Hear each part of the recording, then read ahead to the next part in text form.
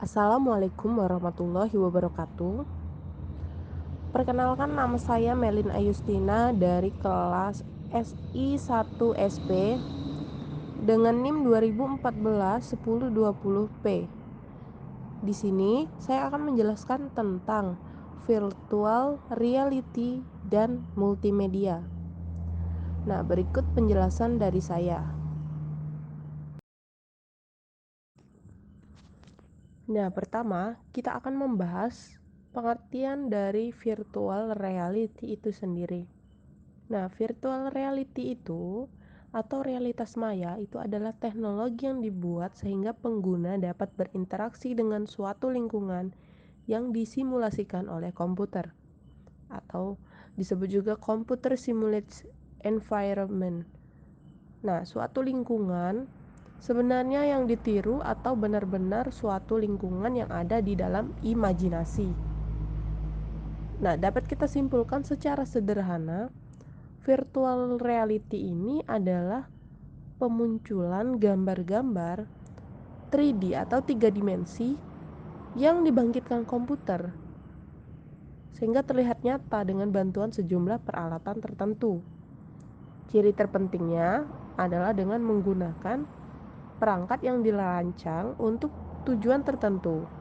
Nah, teknologi ini mampu menjadikan orang merasakan dunia maya tersebut terkecoh dan yakin bahwa yang dialaminya itu adalah nyata.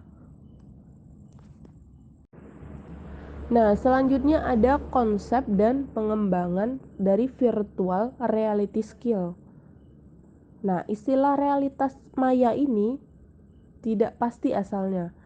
Jadi pengembangan realitas maya, yaitu Jaron Lanier mengakui bahwa ia menggunakan istilah itu pertama kali dan ada istilah yang terkait yang digunakan oleh Myron Kranger yang adalah kenyataan tiruan.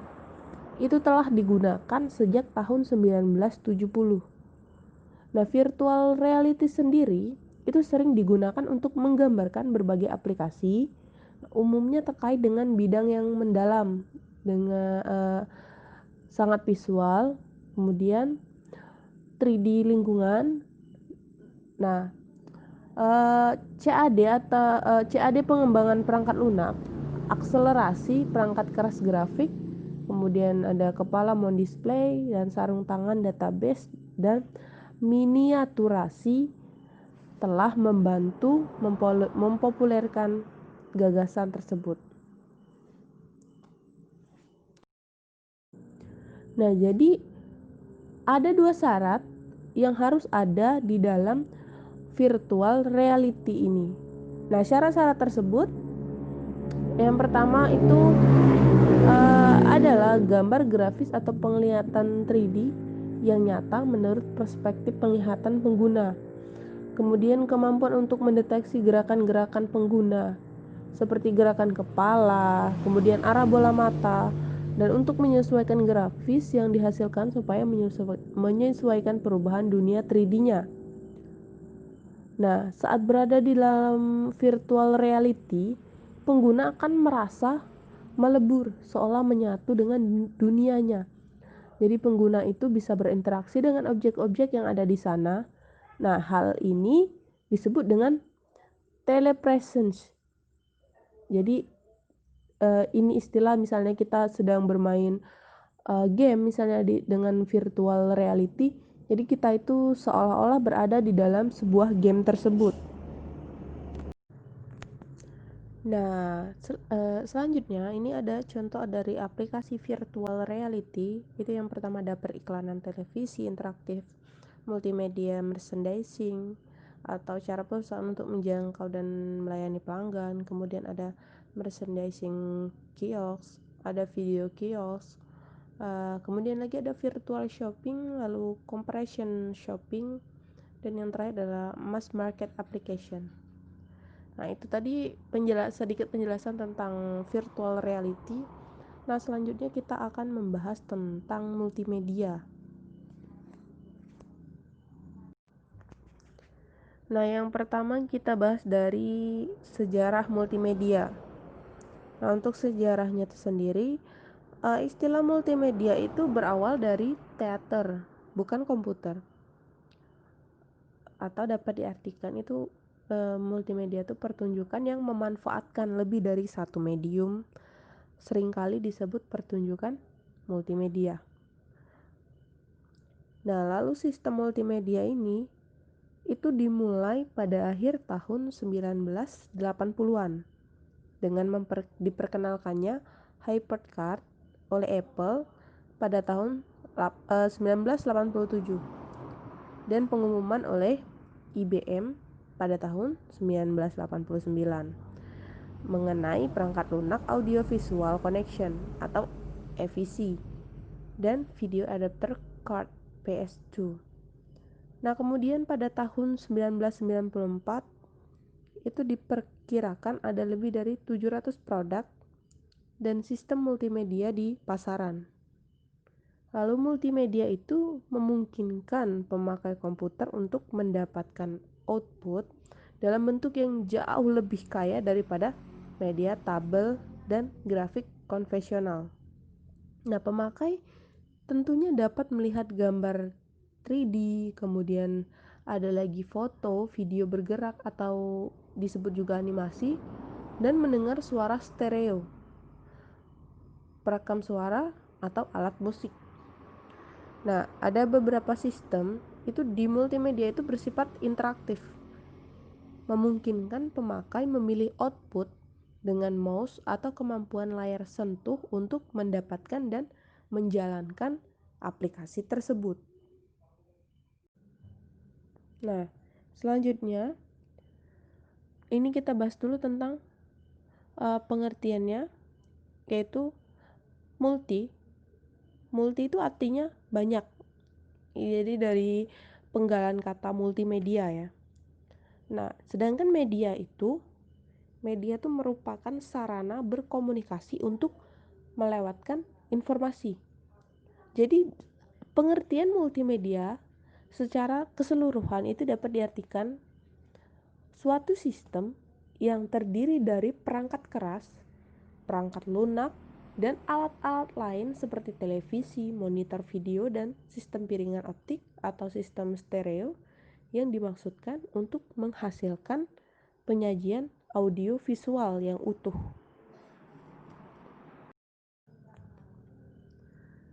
Nah, selanjutnya itu ada kelebihan dari multimedia.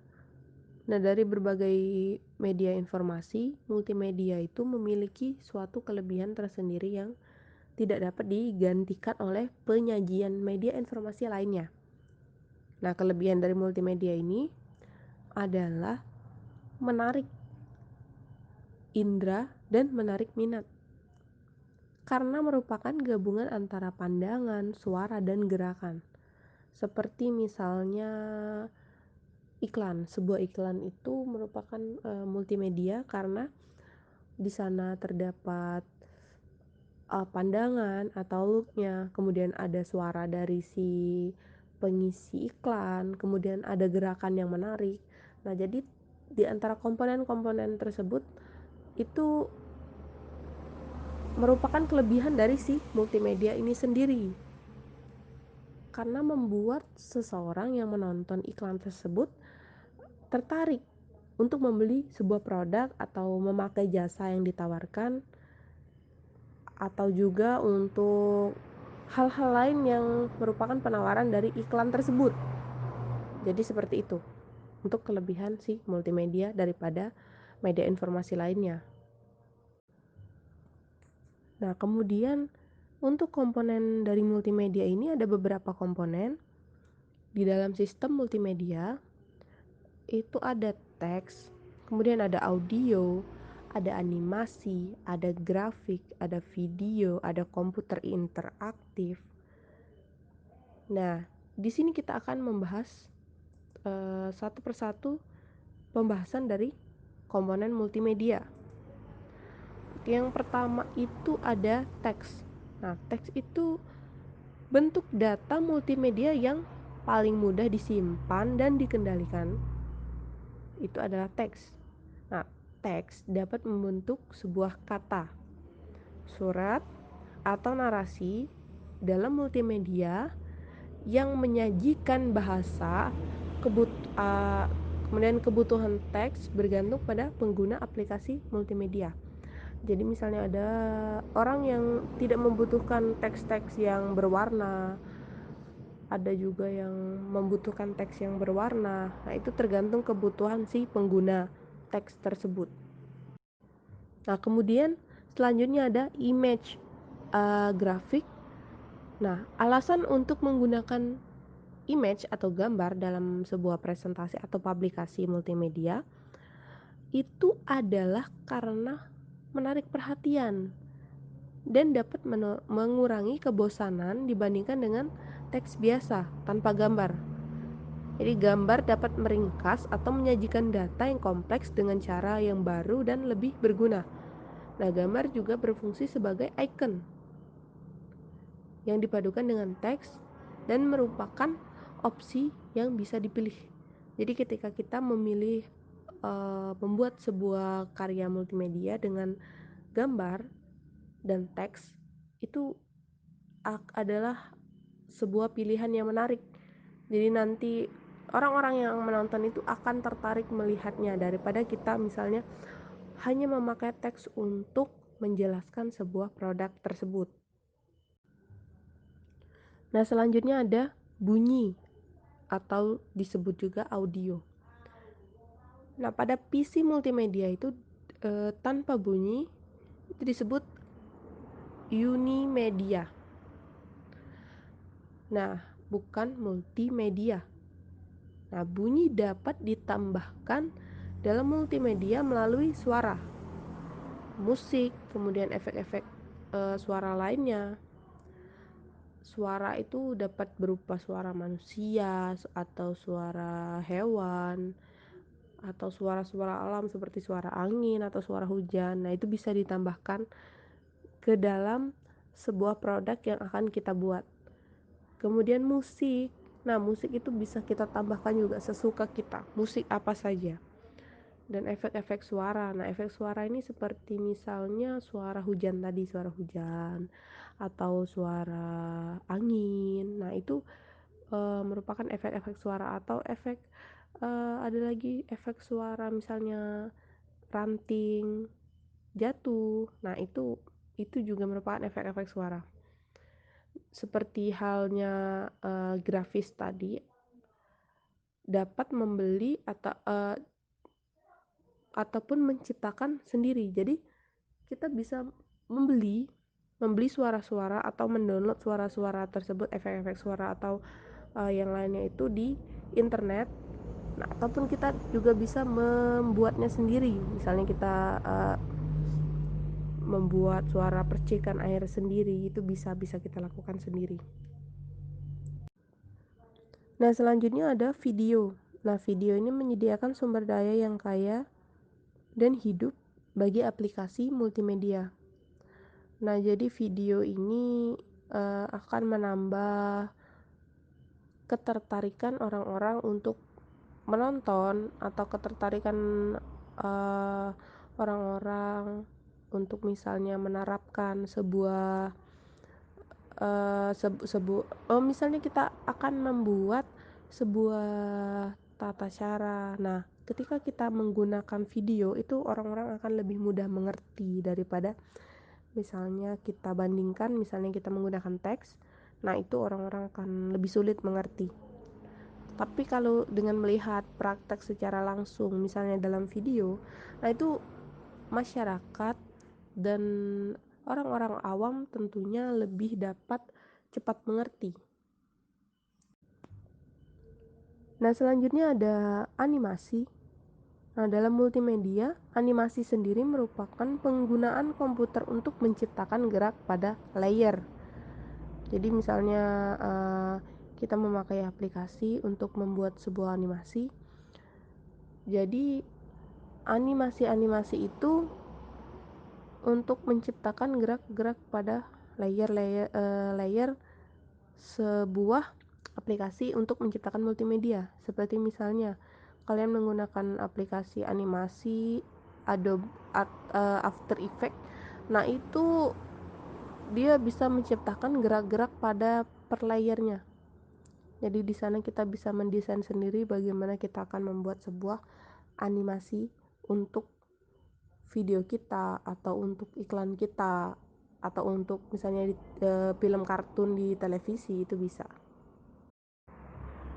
Nah, mungkin cukup itu saja penjelasan dari saya pada hari ini.